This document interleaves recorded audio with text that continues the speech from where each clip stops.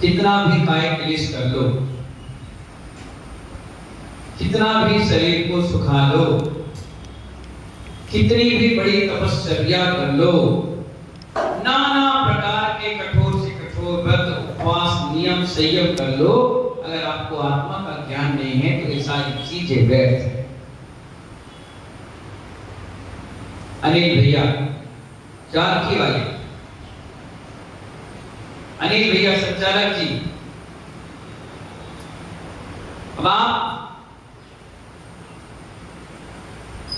कोई क्लास पढ़ तो रहे हैं, लेकिन एग्जाम में रोल नंबर भूल गए तो क्या करोगे?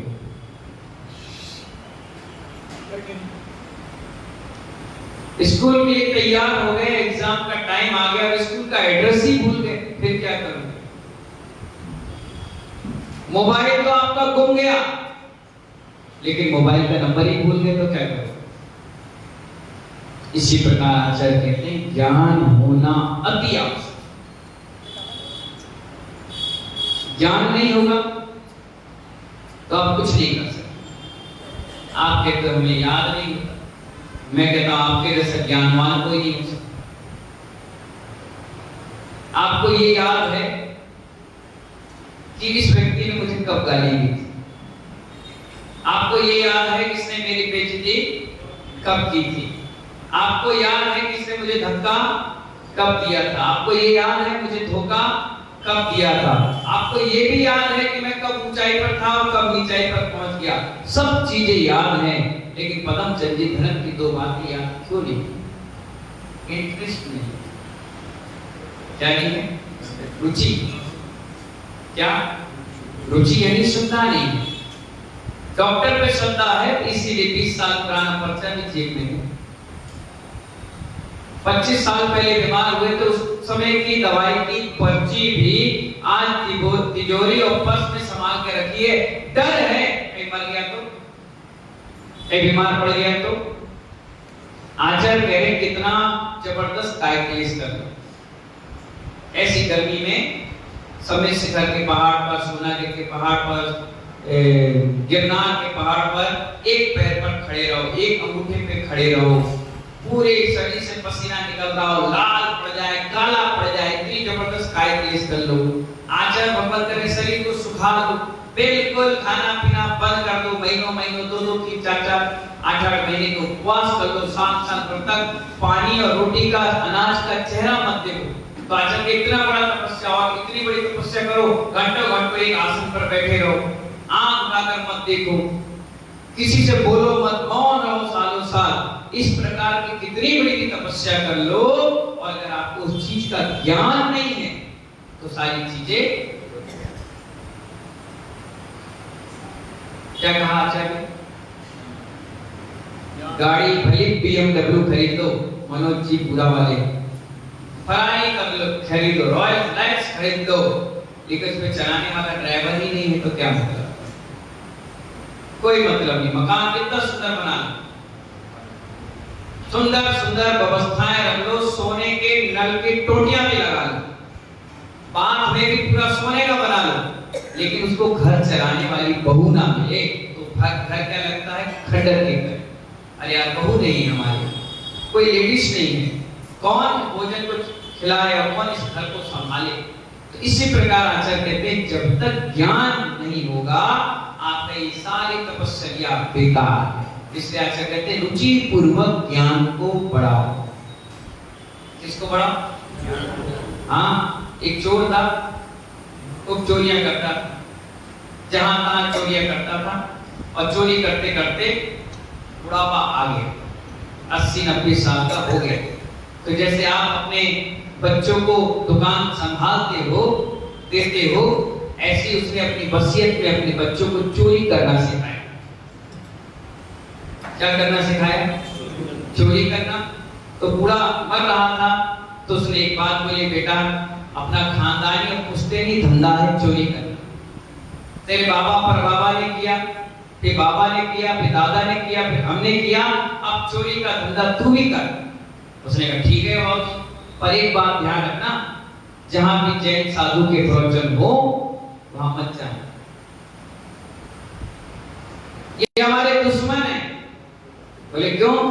बोले ये ईमानदारी से जीवन जीना सिखाएंगे। ये कहेंगे चोरी करना पाप है, लेकिन अगर चोरी करना पाप है तो हमारे पास एक पेट है, उसका पालन करना भी पुण्य है। बाप ने बोलते बोलते एक्सपायर हो गया, बच्चे ने सूत्र गठान बांध ली और चोरी पे चोरी करना बारण कर दिया। अचानक से कर्मयोगी में हमारे जैसे कोई साधु बैठे थे, प्रवचन चल रहा था, माइक बाहर लगा था और वो वहां से निकल रहा था। निकलते ही पहले के समय में रोड कच्ची होती थी, कांटेदार होती थी, तो जैसे वो मंदिर के सामने पहुंचा तो उसने सोचा कि यहाँ प्रवचन चल रहा है और उसने व्यक्ति से पूछा किसके प्रवचन हो रहे हैं। उसने कहा उपाध्याय वैष्णव सागर की। बोले कौन है ये उपाध्याय वैष्णव सागर? बोले जैन मुनि है। अच्छा जैन मुनि है, अरे बाप। पिताजी ने कहा था कि जैन मुनि हमारे धंधे के दुश्मन हैं, इनकी भाषण और प्रवचन नहीं सुनना है। उसने दोनों कान में उंगली डाली और निकल पड़ा कहां पर? अपने धंधे पर। लेकिन हुआ क्या, मंदिर के सामने पहुंचते ही उसके पैर में कांटा लग गया, सीधे पैर में लग गया। कौन से पैर में लगा? सुनील भाई सुपाड़ी वाले सीधे पैर में। बोले अगर मैं यहां से निकालता हूं तो इस कान में 2 शब्द चले जाएंगे, तो क्या करूं? कांट थोड़ी देर चलने की कोशिश करी, लेकिन कांटा बहुत मजबूत था, बबून का था, अंदर जाके टूट जाता तो जख्म बना देता। उसने सोचा एक काम करता हूं, इधर से उंगली हटाऊंगा, इस पैर से यूं निकालूंगा, तुरंत उंगली लगा लूंगा। अब आप देखिए जिनवाणी का स्वास्थ्य है, इसमें एक एक बात औषधि की तरह हमारी आत्मा को स्वच्छ और निर्मल और पवित्र बनाती है। अब आप देखिए सिस्टम, देखिए जैसे उसने सोचा और उसने कदम बढ़ाया और मंदिर के सामने महाराज श्री का मंगल उद्बोधन चल रहा था, तत्वार सूत्र का। किसका? जानते हो तत्वार सूत्र क्या है? जैन दर्शन की कुंजी है। क्या? तत्वार सूत्र 7 तत्वों का वर्णन 10 अध्याय में समाविष्ट है और उसमें भी देवताओं का वर्णन चल रहा है। 3रे अध्याय पर देवताओं का वर्णन चल रहा था और मुनिराज आराम से उपाध्याय श्री वैष्णव सागर प्रवचन कर रहे थे। प्रवचन चल रहा था, पूरा कर्मयोगी मंत्र मुक्त होकर के सुन रहा था। वो चोर भी वहां से निकला और जैसे ही मंदिर के सामने वो पहुंचा, उसने कांटा इस पैर से इस हाथ से खींचा और उंगली हटाई इधर की, तो आवाज कान में चली गई कि देवताओं की परछाई नहीं पड़ी। इतनी लाइन गई। जाके सुनील भाई सुपाड़ी वाले हाथ जोड़कर बोलो। अरे सुनील कौन है? वो बोले सुमेर थोड़ी ना बोलेंगे। जब सुमेर का नंबर आया तो सुमेर बोले बताओ भाई। बस ये आगम प्रमित ग्रंथ है। कोई कहे मुझे देवता आ गए, मुझे सवारी आ गई, मेरे ऊपर पद्मावती आ गई, मेरे ऊपर क्षेत्रपाल आ गए, मेरे ऊपर धर्मेंद्र आ गए, मेरे ऊपर जुम्बा देवी आ गई, तो तुम देखना परछाई पड़े बोला झूठा मक्का मैं तो मजाक।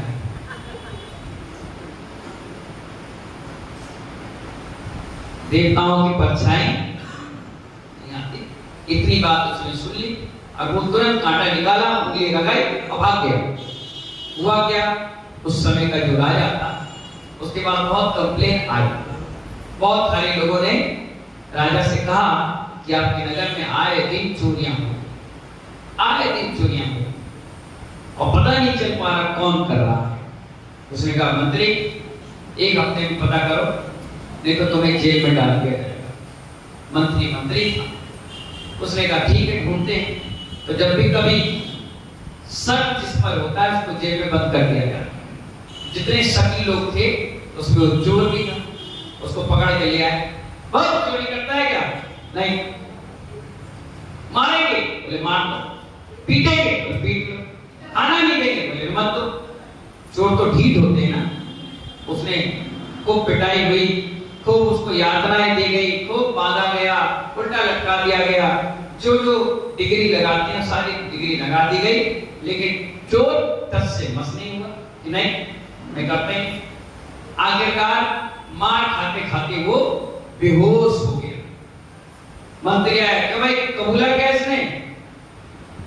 नहीं। क्या करें? तो मंत्री बोला एक आइडिया आया है, इससे सच उगलवाने का। बोले ठीक है। एक कमरा बनाया गया इतना बड़ा, उसमें बढ़िया स्वर्ग की फीलिंग लाई गई, जैसे स्वर्ग होता है ऐसी फीलिंग वहां लाई गई। बढ़िया सब चीज नंबर 1 क्वालिटी की वहां लगा दी गई और 20-25 महिलाओं को वहां खड़ा कर दिया और इस व्यक्ति के पूरे कपड़े उतार दिए गए, उसको डेंटिंग पेंटिंग करके सुंदर सजाकर उस बेड पर लेटा दिया गया। और जैसे ये होश में आया, 8-10 सुंदर सुंदर अप्सराओं की तरह लेडीज सामने खड़ी। बोले बताइए मेरे देवता, क्या करना है आपकी सेवा? भौचक्का रह गया, अभी तो पीट रहे थे, महिलाएं कहां से आ गई? एक बढ़िया शरबत लेके खड़ी, एक फल फ्रूट लेके खड़ी, बढ़िया सुंदर गहने रुपया पैसा। ये क्या है? बोले मैं कहां हूं? बोले आप स्वर्ग में। बोले स्वर्ग में? मैंने ऐसे अच्छे काम तो किए नहीं कि स्वर्ग जाऊं। नहीं मैं नींद में। बोले नहीं, आप एक्चुअली में क्या हुआ, आपको मारा जा रहा था, पीटा जा रहा था, पिटते पिटते आप एक्सपायर हो गए। अच्छा मैं मर गया? बोले हाँ मर गए, और मर के आप यहाँ स्वर्ग में आ गए। हम सब आपकी अनुचर सेविका हैं। बताओ पैर दबा दें, लाभ से दबा दें। उसने बोले बाप रे, मैं मर गया, घर परिवार सब छूट गया। बोले हाँ, अब इतनी सारी पत्नियां मिली, एक छोड़ी, कितनी? बोले 32 है। 32? ये कमरा आपको मिल गया, यहीं रहिए आप, खाना पीना जो कहोगे, जैसी व्यवस्था कहोगे यहाँ मिलेगा, घूमने के लिए विमान भी मिलेगा आकाश में। अच्छा, और आपको सब ज्ञान, टेंशन मत लीजिए। बड़ा खुश हो गया। अच्छा, तभी उसकी निगाह वो देविका पे गई, उसकी परछाई पड़ गई। अरे जैन मुनि ने कहा था कि जो देवता होते हैं, देविकाएं होती हैं, उनकी परछाई, और यहाँ पड़ रही है, मतलब ये सब लोग मुझे फंसा रहे। मैंने कहा अच्छा, तो होशियार तो हम भी 1.5 होशियार। ठीक है, लाओ सेब फल लाओ, लाओ केला लाओ, लाओ पपीता लाओ, लाओ शरबत लाओ, लाओ मौसमी लाओ, खिलाओ। लो पैर फैला ली, दबा दबा दबा के हाथ पैर खूब सेवा कराया, खूब नाचा गाया, खूब खाया पिया। शाम तक पूरे ऐशो आराम की चीजें उसने भोग ली। मंत्री आया गेट पर, द्वारपाल से पूछा कुछ कहा क्या? बोले कहा, वो तो मस्त खुश हो गया। बोले बहुत बढ़िया, मर गए, अच्छा है, स्वर्ग मिल गए। बोले दरवाजे खोलो। जैसे खोले, बोले मंत्री जी आप भी स्वर्गवासी हो गए। उसने कहा स्वर्गवासी? बाहर निकल। 2 लट मारे, भाग गए ऐसे। बोले क्यों? मैं तो मर गया था ना। बोले हम तो तुझे बेवकूफ बना रहे थे। बोले मुझे भी मालूम था मैं मरा नहीं हूं, इसीलिए मैं कुछ भी नहीं बोल रहा था और भाग गया हूं। भाग के सबसे पहले उसने कपड़े लत्ते बदले और पहले जैन मुनि उपाध्याय व्यसन सागर के पास पहुंचा और कहने लगा आप जैसे मुनि ही हमें बचा पाए। अगर 2 शब्द आपके मैं उस दिन नहीं सुनता तो मानवा आज पिट रहा होता और वहां जेल की हवा खा रहा होता। 2 शब्द जैन मुनि के आपको बचा सकते हैं। आज के बाद मैं चोरी नहीं करूंगा। और मेरे पिता मूर्ख थे जो मुझे वसीयत में चोरी करने का ये व्यवस्था बनाकर चले गए। आज से मैं चोरी नहीं करूंगा। जीवन सुधर गया सिर्फ एक तत्वासुर की एक लाइन पढ़ने से कि देवताओं के शरीर की परछाई जमीन पर नहीं। इसलिए तो आचार्य कह रहे हैं कि लाख तपस्या कर लो, 1000 माला फेर लो, कितना बड़ा दान दे दो, अगर आपको ज्ञान ही नहीं है तो सारी चीज आपकी व्यर्थ, मतलब ही नहीं पता, व्यवस्था ही नहीं पती। और आपकी श्रद्धा भी जब आपको पता चल जाएगा तो आपकी श्रद्धा भी उसी में लग जाएगी। कोरोना काल में एक व्यक्ति ने अपने परिवार से शांति धारा कराई। क्या करें? जोर से बोलो। वकील साहब शांति धारा कराई। जैसी शांति धारा हुई उनका ग्राफ बढ़ा, वो कोरोना से बचकर वापस बाहर आ गया। उसने फेसबुक पे डाल दिया कि मैं कोरोना के बचने का निमित्त भगवान ने भी नाम की शांति धारा है। दूसरे दिन 1000 आदमी कराने लगे। क्या कराने लगे? 1000 कराया, इसमें 200 ठीक हो गए। 200 ने 2000 को फिर बताया। तीसरे दिन से 5000 करने लगे। 5000 में 500 ठीक हो गए। उन्होंने हजारों लोगों को बताया। 10-20 हजार ऑनलाइन बुकिंग चालू हो गई। पवन जैन चांदी वाले वाले पढ़ते इकट्ठा करते थक गए। क्यों? क्योंकि अभी तक शांति धारा कर तो रहे थे, नॉलेज नहीं था। और जिस दिन पता चला कि इसका फायदा क्या है, कि भगवान को तुम छोड़ने का मन नहीं कर रहा, दिन भर शांति धारा चल रही है। क्यों? जब तक ज्ञान नहीं है तब तक आपको उसका आनंद नहीं, और जिस दिन ज्ञान हो जाएगा उस दिन कहोगे बस इसके अलावा कोई धर्म जिंदगी में हमने धारण नहीं किया। गौतम स्वामी ब्राह्मण थे, क्या थे? एक से एक मुनि बैठे भगवान महावीर स्वामी के आसपास। कितने सारे गणगण, 11 50 मुनि बैठे, ऐसे अवधि ज्ञानी, मने परे ज्ञानी, क्या गजब के तपस्वी, मौन, मुख केवली, सर केवली, सब बैठे वहां। लेकिन उनमें से उन्होंने एक भी व्यक्ति की चॉइस नहीं करी कि हाँ ये मेरा गढ़ बनेगा। उस व्यक्ति की चॉइस करी जो ब्राह्मण था। जो 3 भाई थे, इंद्रभूति गौतम, वायुभूति गौतम और अग्निभूति गौतम, तीनों भाई थे और तीनों के तीनों उस मत को प्रचार कर रहे थे जो वो मानते थे।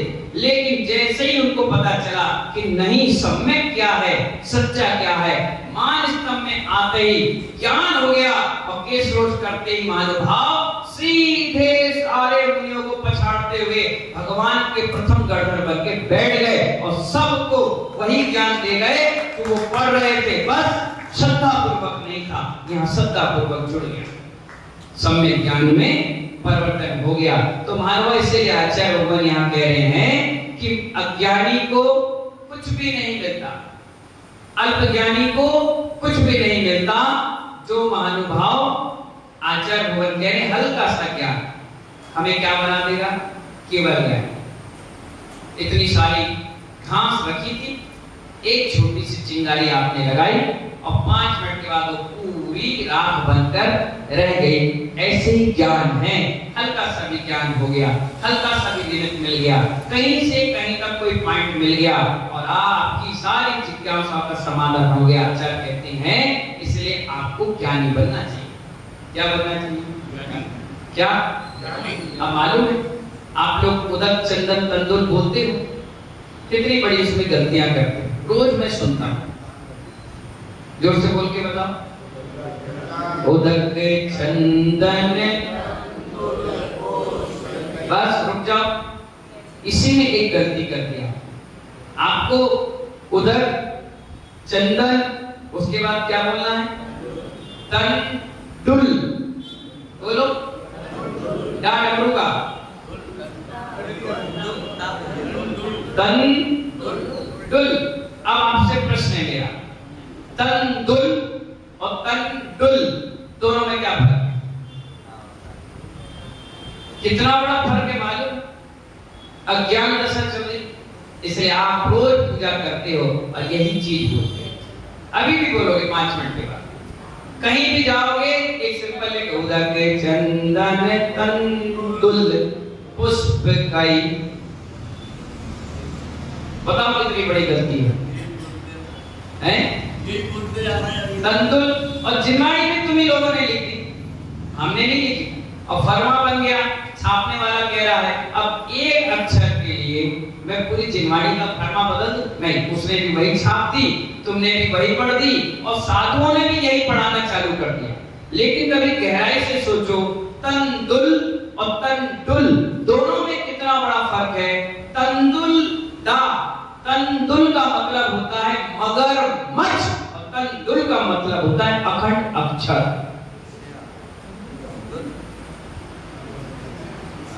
अब तुम क्या चढ़ा रहे हो रोज?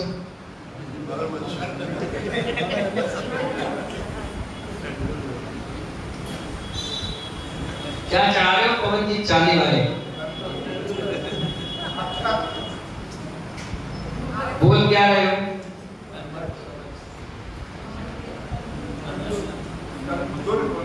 तंदुल, डमरू का क्या करना है? हाँ, तंदुल का मतलब होता है अखंड अक्षर। कौन सा अक्षर? कितना फायदा होता है मालूम? नहीं है ना ज्ञान आपको? सीखिए, बोलिए हे उपाध्याय श्री, हाथ जोड़कर बोलो, विनय पूर्वक बोलो, हे उपाध्याय श्री, अखंड अक्षर चढ़ाने का क्या फायदा है? आप बताएं। मैं बोल रहा हूँ, तुम बोलो ना। ये तो शॉर्ट में हो गया, पूरी बात बोलो। हाँ बोलो, बोल गए सर। चल बता दे, दिमाग खराब मत करो। मैं अपने जीवन में, मैं तो अपना उदाहरण देता हूँ कि मैं आपके सामने बैठा हूँ, आज तक दवाई का सेवन नहीं किया, ना दवाई में खाता हूँ। पंडित जी कल आपने कोई पुड़िया देखी कि दवाई ले लो महाराज? पवन जी आपने कितना आहार दिया? खूब दिया होगा, 150 बार तो दिए। मोहित ने तो 4-5 महीने दी, 8 महीने दी, उसका फल भी उसको मिला, गंगा जमुना सरस्वती। तो महानुभाव इतने साल हो गए, 18 साल से हम आगे आ रहे हैं, आज तक आपने देखा मैं कोई पुड़िया खा रहा हूँ दवाई, या कोई बहन मेरे पास आए चातुर्मास में? नहीं तो जहाँ चातुर्मास हो तो हर हफ्ते एक ना एक डॉक्टर आता है और रोज 2-4 पुड़िया आहार में रोटी की जगह यही चलती है। पहला गिलास दूध के साथ, दूसरा गिलास जूस के साथ, तीसरा पानी के साथ, चौथा जैसे खाओ वैसे खाओ। खाना पे खा रहे हैं, ओम रहे हैं, चिल्ला रहे हैं, पागल जैसे हो रहे हैं। मेरा वो सिस्टम है नहीं। मैं तो भगवान की भक्ति करता हूँ, आराधना करता हूँ और उसी के बल पर आज तक हूँ। 24 साल हो गया सुपारी वाले बाबू, मैंने औषधि का सेवन ही नहीं किया। ना मैंने कभी खाया, ना मैंने कभी लगाया, और ना कभी मैं सोचता हूँ कि मुझे खाना पड़े। मैं आहार को ही औषधि समझकर आहार करता हूँ, इसीलिए किसी की जिद मेरे ऊपर नहीं चलती। मैं सिस्टम से आहार लेता हूँ और इसके मस्त और खुश रहता हूँ, बढ़िया रहता हूँ। और आप भी देखिए इतनी भीषण गर्मी है, उसके बाद भी केस नोट करके यहीं आकर बैठ गए। चाहता तो आराम से लेकर 4 आदमी सेवा कर। मैंने कहा नहीं, ये ज्ञान ही हमें भगवान बनाएगा। मैं तो देने जाऊंगा, चाहे ले चाहे नहीं दूंगा। यही औषधि है, ये पढ़ता रहूंगा तो उपयोग इस सोच में नहीं लगा। अभी आपके 2 बाल टूट जाएंगे, सुनिए अनिल भाई, तो क्या होगा? बाल तो हो जाएगा, 15 दिन दवाई खाना पड़ेगा, औषधियां लगाना पड़ेगा, इंजेक्शन ठोकना पड़ेगा, और 4-6 दिन तक पत्नी को हैरान कर, अरे मर गए बच्चा तो देखिए, अरे अरे अरे अरे नहीं जा रहे दुकान, अरे वही नहीं कर रहे काम, 50 बहाने बनाओगे। लेकिन यहाँ देखो केस नोट करके आया, ये तो हड्डी है, अब ये तो हड्डी नहीं है, कितना कोमल स्थान है। महिला जब थ्रेडिंग कराती तो 3 दिन तक ऐसे रुमाल लगा के घूमती, को देख ना ले, सूजन आ जाती है। आप देखिए हमने यहाँ के नाक कान पे सब फैसला के बराबर कर दिए, और उसके बाद उपयोग चेंज करने के लिए यहाँ आकर बैठ गए। 1 घंटा प्रवचन करता रहूंगा तो इस दर्द का एहसास हमें नहीं होगा, और माँ जिनवाणी का स्वाध्याय चलता रहेगा, उपयोग चेंज हो जाएगा जब तक पूरा सिस्टम अपडेट हो जाएगा। तो महानुभाव कहने का मतलब ये है कि हमने जीवन में कभी औषधि का सेवन नहीं किया। हमने पहली लाइन पढ़ी, तंदुल चढ़ाना चाहिए। क्यों चढ़ाना चाहिए? और अखंड चढ़ाना चाहिए। टूटे चावल चढ़ाने से हमारी काया में भी टूटन यानी कोई ना कोई रोग शोक लग जाता। इसीलिए कभी भी जीवन में क्या नहीं चढ़ाना चाहिए? टूटे चावल। अब आपने यूं हाथ उठाया और भर के चढ़ा दिया, उसमें देखो चावल टूटा तो नहीं। अगर टूटा है तो नियम से आपके शरीर में रोग और शोक बढ़ जाए, आदि व्याधि लग जाएगी। अब आप कहो इतना ऐसा वैसा, ये जरूरी मुट्ठा भर चढ़ा। मैं तो पूजा करता था, कभी कोई मेरी वीडियो पुरानी देखना, जब मैं ब्रह्मचारी था तो मैं ऐसे चावल लेता था और पूरे पद बोलते बोलते उसमें से छांट लेता था और प्लेट में रख लेकर और चढ़ा देता था। और इसी का प्रभाव है अनिल भैया कि मुझे आज तक औषधि का सेवन नहीं करना पड़ा, अखंड चावल चढ़ाता था। और इसलिए जब भी कभी पूजा पाठ विधान होता है तो मैं लोगों को भी कहता हूँ कि आप अखंड अच्छा चढ़ाइए, अच्छे चावल चढ़ाइए, बहुत अच्छी वैरायटी के चावल चढ़ाइए। चावल अच्छे चढ़ेंगे, अखंड चढ़ेगा तो आपका शरीर भी अखंड रहेगा, उसे कोई खंड नहीं करेगा। इसलिए ना हड्डी टूटी, ना कभी ऑपरेशन हुआ, ना कभी दिक्कत आई, ना कोई परेशानी आई, बिल्कुल नीट एंड क्लीन होकर के अपन चल रहे हैं। पहली लाइन तो आपने सुधार ली, अब बोलो उदक चंदन, हाथ जोड़कर बोलो, फिर से उदक चंदन तंदुल पुष्प कई, बस चरु सुदीप सुदो फल अर्घ गई, धवल मंगल ज्ञान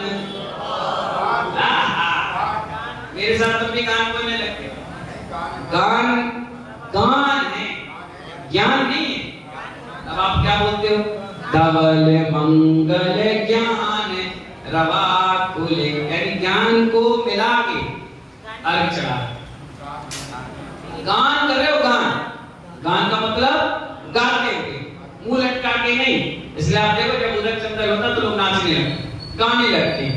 ये गाना है, सुंदर तरीके से गान है, गान। तो उदक चंदन कंडुल पुष्प कई चरु सुदीप सुधो फल अर्घ कई, धवल मंगल कान रवा खुले, जिन ग्रहे जिन नाथ। ये बोलकर सुंदर से गाते हुए अपन क्या करते हैं? अर्घ चढ़ाते हैं। और ये दो गलती, पेट में पल रहा बच्चा हो चाहे 90 साल का बुजुर्ग हो, सब करते हैं। बड़े बड़े ज्ञानी विद्वान सब निर्वपामीति और निर्मापीति, निर्वपामीति निर्मामीति, जमीन आसमान का फर्क। आप पुस्तक में पढ़ो निर्माण, आपके पास तो पुस्तक है, मेरे पास तो पुस्तक नहीं। आप पुस्तक में देखते हुए भी निर्मामिति निर्मामिति, कपड़ा धोने का साबुन है। निर्वपामिति, निर्मामिति का मतलब समर्पण करना है और निर्वपामिति का मतलब चढ़ाना है कि अब दोबारा इस धरती पर मुझे पैदा नहीं। समर्पण का मतलब स्वाहा नहीं हुआ, आप समर्पण कर रहे हैं। निर्वपामिति निर्मामिति दोनों में जमीन आसमान का फर्क है। इसलिए 3 लाइन 4 लाइन जो आप रोज 24 घंटे अपने बच्चों को सिखा रहे हो, पढ़ रहे हो, दिन में 50 बार अर्घ चढ़ा रहे हो, इसी में सबसे बड़ी गलतियां करते हो। पहले इसको सुधारो फिर आगे बढ़ो। क्या कहा मैंने? पहले इसको सुधारो। छोटी चीजें हैं, ये चीजें आपको भगवान बनाने में बाधा बना देगी। इसलिए महानुभाव छोटी छोटी गलतियां, एक छोटा सा कील अगर टायर में चला गया तो आगे का गंतव्य रोक देता है। टायर क्या होता है? पंचर। ज्यादा देर चलाओगे तो टायर खराब, उसके बाद टायर भर, अब आपकी गाड़ी आगे बढ़ ही नहीं सकती जब तक उस टायर को बदल नहीं सकते।